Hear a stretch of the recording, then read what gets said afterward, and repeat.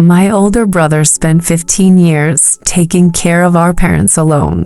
And honestly, the worst part wasn't realizing how much he sacrificed. The worst part was realizing the rest of us slowly let him disappear emotionally while calling him responsible. My name is Sana. I'm 38 years old, married, 2 children, busy life, and for years, I genuinely believed my brother Imran preferred staying with our parents. Interesting, because families often misunderstand sacrifice when one person quietly handles everything. Our father suffered a stroke 15 years earlier. Half his body weakened, speech slower afterward. Then slowly, our mother's diabetes worsened too. Hospital visits, medicines, daily care, and somehow, without any official discussion, everything became Imran's responsibility. At first, he said it was temporary, just until Dad recovered more. But months became years. Then suddenly, our older brother never moved out, never married, never traveled, never built a life outside that house. And honestly, we stopped noticing. Interesting, because people adjust to sacrifice surprisingly fast when someone reliable keeps saying, "It's fine." Every family gathering looked the same. Imran cooking in the kitchen, helping Dad walk slowly to the sofa, checking Mom's insulin, answering pharmacy calls during dinner, while the rest of us visited for a few hours, then returned to normal lives afterward. And honestly, I hate admitting this now, but part of me felt relieved he handled everything. No one said it openly, but everyone depended on him. Then one evening, Dad collapsed again unexpectedly. Hospital emergency, ICU for 3 days. And honestly, for the first time in years, I stayed at my parents' house helping overnight. That's when I noticed things I somehow ignored before. The unpaid bills stacked beside the microwave. Dad's therapy appointments written carefully on calendars. Medicine alarms set every few hours. And Imran, sleeping only 3 hours on the living room couch. Interesting, because exhaustion becomes invisible when people wear it daily. Then one night around 2 a.m., I walked into the kitchen for water and froze instantly. Because my older brother sat alone at the table quietly crying. Real silent crying. Not dramatic, not loud, just exhausted tears from someone emotionally running on empty too long. No, because honestly, I had never seen my brother cry before. Then suddenly, he wiped his face quickly after noticing me and forced a small smile saying, "Dad finally slept." Like his own pain didn't matter. My chest hurt seeing that. Then softly, I asked, "When's the last time you rested properly?" He laughed slightly. Not happy laugh. The kind people make when they're too tired answering honestly. Then quietly he said, "I don't remember." Silence filled the kitchen immediately. Because suddenly, for the first time, I realized my brother wasn't simply helping our parents. He gave his entire adulthood away caring for them. My mother stood quietly near the bedroom door while I held the old engagement photograph in my hands. And honestly, I already felt guilty before hearing the full story. Then softly, she whispered, "Imran was supposed to leave years ago." Silence filled the room immediately, because suddenly, everything I believed about my brother's life started changing emotionally. Interesting, because families sometimes confuse sacrifice with personality. Like responsible people are simply born carrying everyone else forever. Then my mother slowly sat beside me and explained everything. 15 years earlier, before Dad's stroke, Imran was engaged to a woman named Hira. They planned moving to Dubai together after marriage. New job, better salary, fresh start. And honestly, looking at that smiling photograph,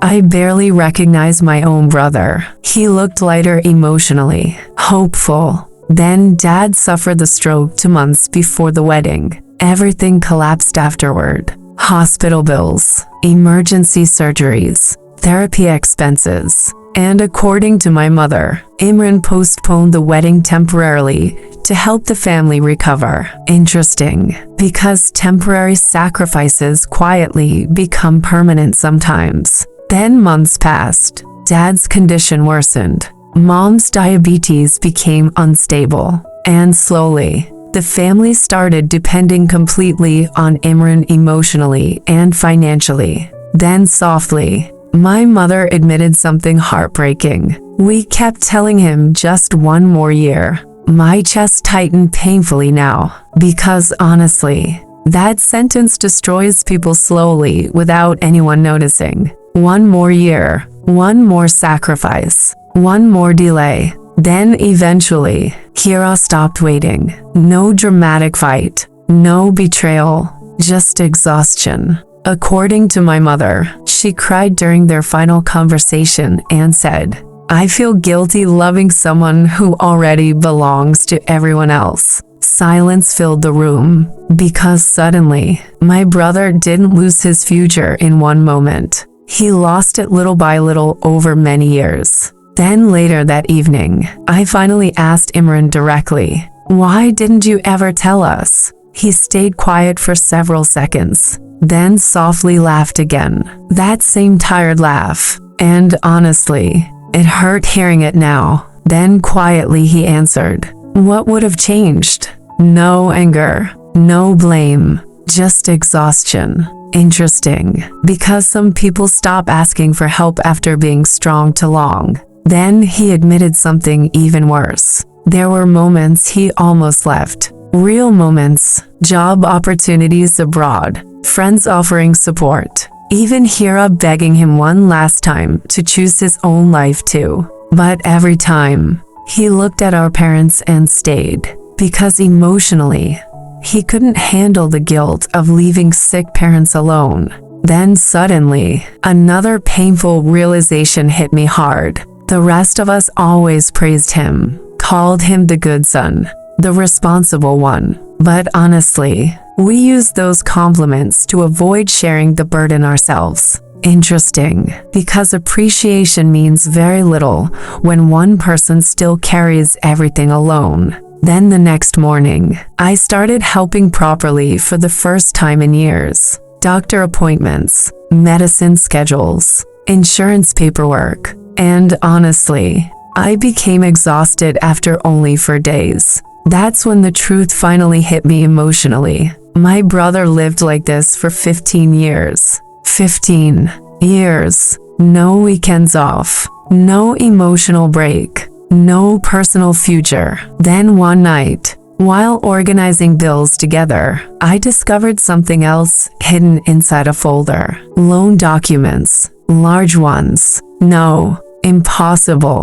Then quietly, I asked, "What are these?" Imran looked uncomfortable immediately, then finally admitted the truth. Dad's insurance stopped covering several treatments years earlier. So Imran secretly took loans himself. Huge loans, to keep paying for therapy and medical care. My chest physically hurt hearing that. Because suddenly, my brother didn't only sacrifice time, he sacrificed financial stability too. And none of us knew. Then softly, I whispered, "Why didn't you ask us for help?"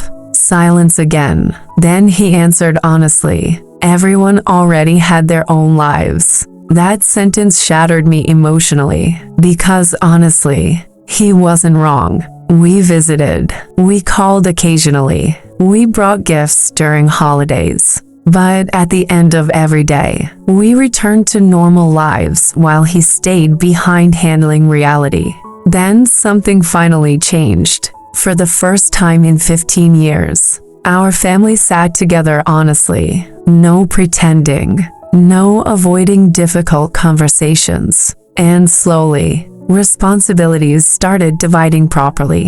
My younger sister began taking mom to appointments weekly. I handled finances and medications. We hired part-time nursing support together. And honestly, At first, Imran resisted emotionally. Interesting, because people carrying everything alone too long stopped trusting rest completely. Then one evening later, after dinner, Dad quietly motioned for Imran to sit beside him. His speech was still slow after the stroke, but his words came clearly this time. "You gave too much." Silence filled the room immediately, because honestly, that was the first time Dad openly acknowledged it. Then tears filled Imran's eyes instantly. Real emotional tears he spent years hiding. And softly, Dad whispered, "You were a son, not a replacement life." My chest shattered hearing that,